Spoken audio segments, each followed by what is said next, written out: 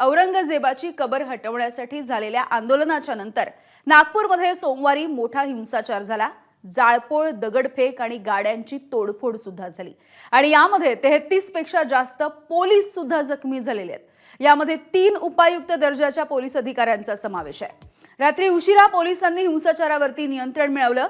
आता नागपूरमध्ये काहीशी तणावपूर्ण शांतता आहे। नागपूरमधल्या 11 पोलीस ठाण्याच्या हद्दीमध्ये संचारबंदी लागू करण्यात आली आहे। त्यामुळे रस्त्यांवरती सध्या शुकशुकाट आहे। एआरपीएफच्या 5 तुकड्या सध्या तैनात करण्यात आल्या आहेत। पोलिसांनी महानगरपालिकेच्या मदतीने घटनास्थळावरचे दगड सुद्धा उचलून नेले आहेत।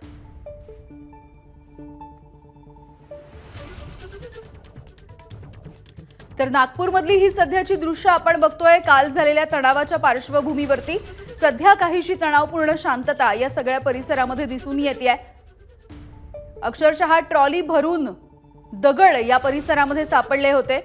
अनेक गाड्यांची तोडफोड करण्यात आली, जाळपोळ करण्यात आली। ही सगळी दृश्य आपण बघतोय, एबीपी माझाच्या कॅमेऱ्यात कैद झाली आहेत।